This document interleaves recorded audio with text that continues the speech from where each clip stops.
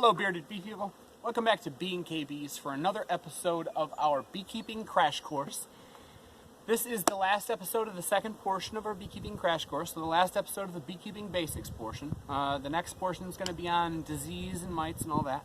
But for this video, we are talking about the most common beginner mistakes, sort of in the order of importance. So let's get into it. The first one, and this is an extremely common point that I make on this channel because it just really honestly cannot be overstated.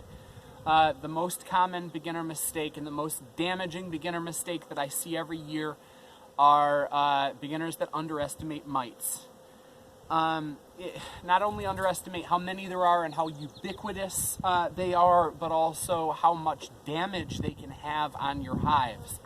Not only that, but also, there are some inherent aspects about the way mites work and about the way mites damage our hives that make it difficult to really see. You just sort of have to trust the many, many experienced beekeepers that tell you that it's a very important thing to manage mites, because, there are a lot of situations where people treat once in the year, don't do any mite counts after that, and end up losing their bees regardless of of their treatment.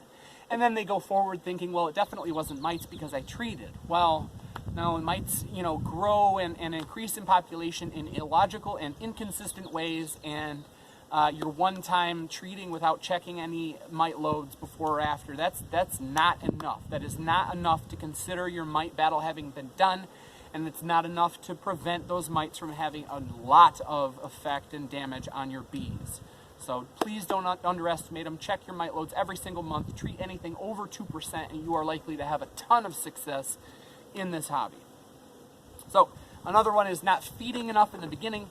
It is just nuts how much food bees can bring in, and to a beginning beekeeper it's totally unexpected, especially if you're feeding with this type of feeder, the Boardman entrance feeder, because they can drink this in a couple of hours, and it's an important thing that you give them enough liquid feed to be able to build their brood nest in the time period that they need to be able to build it in. And if you're not out there giving them enough food, then they're going to stagnate and not do what you need them to do. So keep that food on them. That is a common beginner mistake. Another one are too frequent inspections at the beginning. I am 100% guilty of this.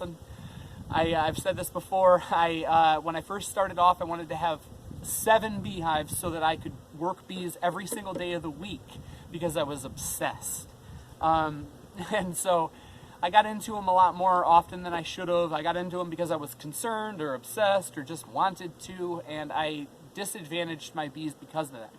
Now, I recommend you look into your bees more often than most people recommend that. And I say every 7 days for absolute beginners, because there's an incredible amount of information and experience you can gain by working your bees on that type of schedule.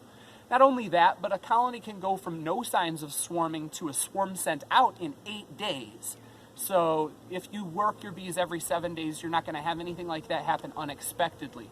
But the point here is that you don't work them crazy amount of times when they're getting started out. Like, so when you're starting out a package and they're trying to draw out their brood nest and build their brood nest up, if you're constantly in there, you're, number one, causing a lot of strain on that colony that might be blamed on that queen, and you'll start to see supersedure stuff, but also you're just increasing the chances that you're going to make a mistake, and you're sort of, setting your bees back a little bit more each time you get in them too frequently. So definitely try to stay away for as much as you can while your bees are getting established, and then work them religiously on a 7-day schedule.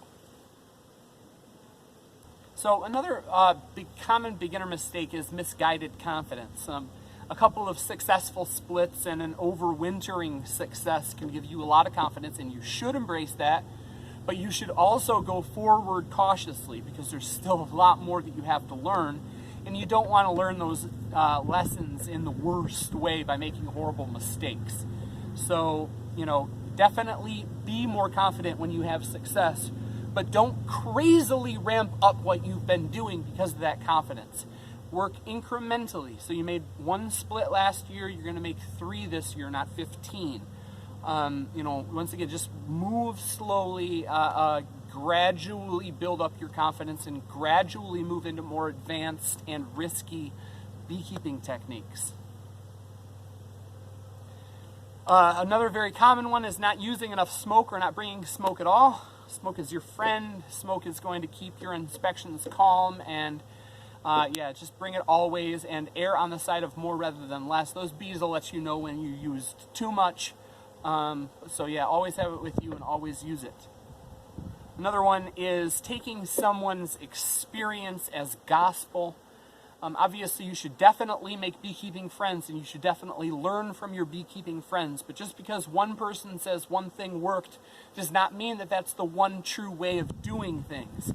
So take all of everybody's opinions and put them into a pool of opinions that you can use to create your own opinion from. Because there are differences in regionality. And then also there are beekeepers' egos that may inflate their numbers or inflate the success that they've experienced just because humans are humans. So take all of everybody's opinions and advice with a grain of salt and use it to form your opinion through objective analysis. All right, and then lastly, it is not asking enough questions or asking them at the wrong times. Find a beekeeping mentor, find beekeeping buddies that you can bug.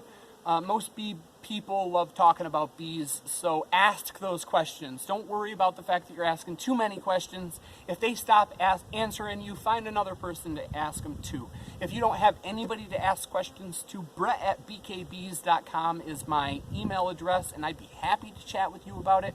Or leave your question in the comment of any of my videos, and I'll be happy to chat with you about it there.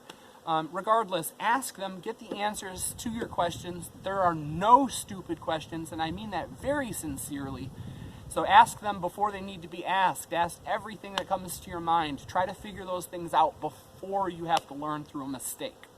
So like I said, brett@bkbees.com if you have any questions or can't find a mentor. I'd be happy to help. So this is the end. This is the end of our second part of our beekeeping basics part. Next up will be stuff on honeybee pests, parasites, and diseases. I hope you're digging it. Thanks very much for watching. Get out there and have some fun with your bees. See ya.